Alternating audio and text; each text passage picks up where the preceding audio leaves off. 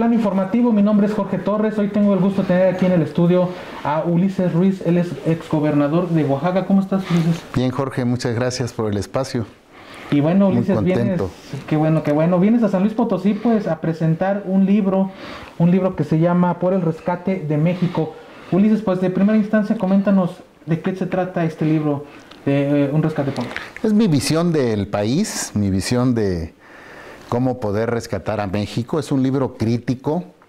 En los primeros capítulos de los primeros 3 años del presidente López Obrador, la falta de resultados que ha tenido en áreas fundamentales como la seguridad pública, la economía, el combate a la pandemia, el desarrollo social asistencial, entre otras. Es un libro que no solo se queda en la crítica, sino hace una serie de propuestas de cómo rescatar a México, de cómo dibujar un México que pueda convertirse en una potencia mundial, que tenemos todo para hacerlo, y cómo además retomar incluso proyectos que hoy se están construyendo que no están beneficiando ni van a beneficiar a los mexicanos, y cómo reconvertirlos para que sirvan, porque finalmente estos proyectos faraónicos y elefantes blancos que está construyendo el presidente son recursos de los impuestos de los mexicanos. Esa es en síntesis la propuesta, la crítica y la propuesta de qué hacer para rescatar a México, Jorge. Y bueno, Ulises, también antes de continuar, pues informamos al público que nos vamos a quitar el cubrebocas. Estamos en sana distancia para que llegue pues de manera puntual la información para todos. Entonces nos retiramos en este momento. ¿Cómo no, Jorge? Ahorita comentabas precisamente esta parte de los proyectos del nuevo gobierno. Estamos pues la próxima semana cumple 3 años el presidente López Obrador al frente del país. ¿Qué balance se puede hacer, Ulises, después de este gobierno federal que pues sí tiene críticas, también tiene pues cosas buenas, pero tú cómo lo ves en este balance ya de 3 años que vienen en la próxima semana? Bueno, mira, en seguridad, por ejemplo, el presidente me parece que está reprobado.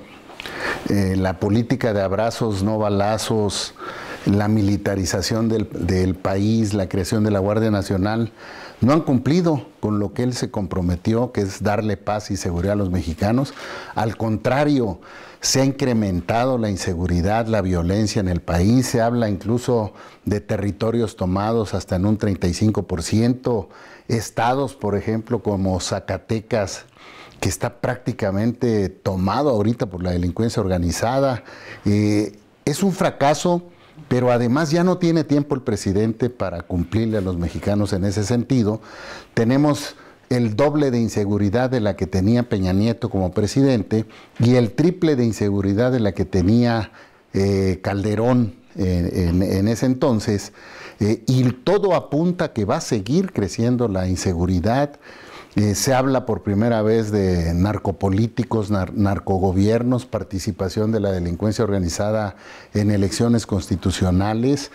Hay un ataque sistemático al Instituto Nacional Electoral, sobre todo a sus integrantes y al presidente, en lugar de pensar en una reforma política que pueda darle dientes al INE para que no sucedan ni haya este tipo de señalamientos, pero sobre todo no haya participación de la delincuencia organizada en los procesos electorales. Este es un rubro en el que el presidente ya fracasó y no va a poder salir adelante. En materia económica, el 90%, Jorge, de las inversiones que se hacen en el país las hace la iniciativa privada nacional e internacional. El gobierno de la República solo invierte el 10%. Ese es el diferencial enorme. No te puedes pelear con la iniciativa privada. Y el presidente no solo se ha peleado, ha perseguido, ha satanizado a la iniciativa privada nacional e internacional, ha cancelado obras como el aeropuerto de la Ciudad de México, que iba a aportarle más de un 3% del Producto Interno Bruto al país. Ha cancelado obras que no solo perjudican la cancelación, le cuestan al pueblo de México mucho más dinero que otros escándalos como el Fobaproa, por ejemplo, como la estafa maestra, no se comparan con estas cancelaciones, pero sobre todo cómo ahuyenta a los inversionistas, cómo no hay la seguridad en el país, cómo no hay la visión de incorporar a los empresarios para que sean parte del desarrollo nacional, generen los empleos en un país de desempleados, cómo ha crecido la pobreza en estos 3 años en más de 4 millones de pobres, porque no hay una visión de una política social activa. La gente quiere trabajo, la gente quiere desarrollarse, la gente quiere esperanza de vivir, tener vivienda, servicios de salud, oportunidades para sus hijos, en lugar de darles una mensualidad. Y es muy posible hacer un desarrollo social activo, proyectos productivos para producir jitomates, calabazas, chiles habaneros, todo lo que se produce en la agricultura bajo control, el ecoturismo, por ejemplo, que hay en las sierras, donde normalmente son comunidades indígenas, vive gente en alto rezago, como con inversiones en cabañas de ecoturismo a fondo perdido por parte del gobierno de la República, pueden detonar la posibilidad de que tengan empleos, ingresos mucho más grandes de lo que es recibir una dádiva cada mes con mes, que no solo no saca de la pobreza a la gente, sino incluso se sigue incrementando la pobreza. La comida orgánica, esta tan famosa en el mundo, tan bien pagada por el turismo nacional e internacional, que parte de las comunidades indígenas, la posibilidad de invitar a nuestros hermanos migrantes que radican en los Estados Unidos para que el gobierno invierta el 50% con ellos y se les entreguen a sus familiares los proyectos productivos, se les dé la capacitación y sean parte de ese México que se incorpora a la economía, salga de la pobreza, se combata la pobreza en el origen y no solo en los efectos, que es esta política de desarrollo social de dádivas, que además se maneja de forma muy obscura, hay señalamientos graves de corrupción y que no están dando los resultados. 4 millones más de pobres en 3 años que lleva el presidente de la República. El combate a la pandemia, que los especialistas, Hugo López Mattel, le digo yo, que es el que produce los muñecos porque juega con el pueblo de México, decía que en un escenario catastrófico México iba a llegar a 60,000 muertos, en un escenario catastrófico. Estamos a punto de llegar a 500,000 muertos. Y ese es un manejo irresponsable que ha tenido el presidente, que ha tenido López-Gatell, que es el encargado del combate a la pandemia, y que tiene que enderezarse porque la pandemia sigue, la 4ª ola está llegando, no sabremos si habrá una 5ª, una 6ª. Somos uno de los 3 países con el peor manejo en la crisis de la pandemia, Estados Unidos con Donald Trump y Brasil con Bolsonaro y López Obrador en México. Somos el 3er país en muertes en la pandemia en el mundo, y eso es algo que se puede prevenir, es algo que con responsabilidad se puede asumir, pero tenemos un presidente que tiene sus ideas, está encerrado en Palacio, no escucha a nadie, tiene un gabinete prácticamente borrado, le gusta mucho engañar en cuestiones vanas para desviar la atención de los temas principales. Eso es fundamentalmente lo que trato en mi libro. Hablo de las elecciones del 2018, del triunfo de López Obrador, del pacto de impunidad Peña Nieto López Obrador, que le representaron entre la persecución a Ricardo Anaya y los votos de priistas cerca de 14 millones que no eran de él. No escatimo su triunfo, pero tampoco lo sobrevaloro como muchos lo hacen. Hablo de la crisis que se está viviendo en los partidos políticos, hablo mucho de la posibilidad de construir, si las fuerzas políticas no entienden que deben ser una oposición seria, fuerte, crítica y con propuestas, de ir hacia la sociedad civil, hacia las organizaciones sociales, campesinas, obreras que han estado abandonadas por este gobierno, a las organizaciones empresariales, para construir una gran candidatura ciudadana, pero a todos los cargos de elección en el 2024, presidencias municipales, diputaciones locales, diputaciones federales, senadurías, gubernaturas y la propia candidatura presidencial, ¿no? Oye, Luis, ahora que precisamente entras y tocas el tema de los partidos, las elecciones, ¿cómo ves actualmente esta parte de esta alianza que se realizó en la pasada elección de PRI y PAN, que bueno, fue muy criticada porque muchos decían que era antinatura, nunca se iba a ver a PRI y a PAN juntos? se juntó al PRD, pero pues la coyuntura obligaba a que fuera así, ¿no? Con el tema de Morena y sus aliados. ¿Cómo ves tú esa alianza? ¿Cómo la vislumbras para las próximas elecciones? ¿Podrá sobrevivir? ¿Podrá sobrellevar las diferencias que hay entre estos partidos? A mí me parece y simpatizo además que haya esta posibilidad de aliarse. Es una alianza coyuntural, es una alianza para derrotar al caudillo, al viejo presidencialismo que tanto daño le hizo a México y que representa muy bien López Obrador.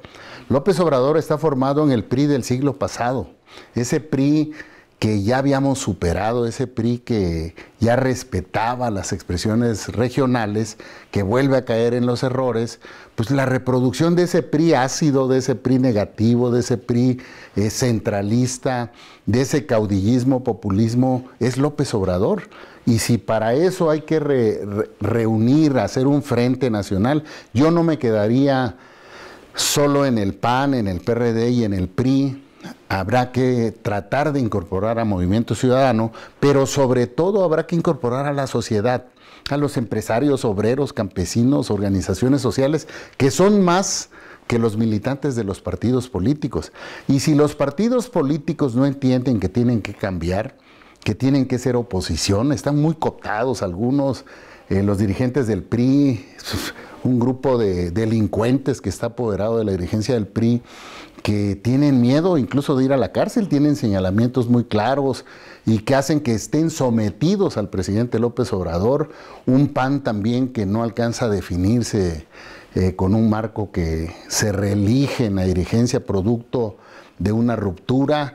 Pues hay que mandar por un tubo a los partidos políticos y hay que ir con la sociedad, hay que ir con la gente, pero hay que detener, hay que rescatar a México de esta caída que está teniendo con la política populista, caudillista de López Obrador, ¿no? Oye, Ulises, y la pregunta obligada obviamente es, ¿cómo ves al PRI después de toda esta situación en la que pues tuvo que aliarse a estos partidos, donde también muchos priistas no estuvieron de acuerdo con ciertas decisiones que se tomaron desde el nivel nacional y pues también focalizados en otros estados, obviamente en San Luis Potosí? ¿Cómo lo ves tú, esta parte del PRI? ¿Cómo está actualmente? Digo, sabemos que pues el PRI también te hizo un procedimiento de expulsión, ¿no?, del partido, pero ¿cómo lo ves tú? Mira, me expulsaron precisamente por estar señalando lo que tengo mucha claridad debe hacer el PRI, que es refundarse, es ser un partido auténtico de oposición, ser un partido que hable de lo que le interesa a los mexicanos, la seguridad, el empleo, el combate a la pandemia, un desarrollo social que pueda incorporar y acabar con la pobreza de este país para que los mexicanos tengan una esperanza y seamos un país de primer mundo. No quieren hacerlo. Están muy cooptados, tienen miedo, incluso Alejandro Moreno, Moreira, varios que están ahí en la dirigencia, de que se les persigan procedimientos que están señalados en sus estados de desvíos de recursos. Entonces, eso hace que los tengan doblados, que los tengan entregados, de hacer una asamblea como la que están haciendo totalmente simulada, que prácticamente está pasando desapercibida, donde no va a haber propuestas de fondo, de reformas que le sirvan al país.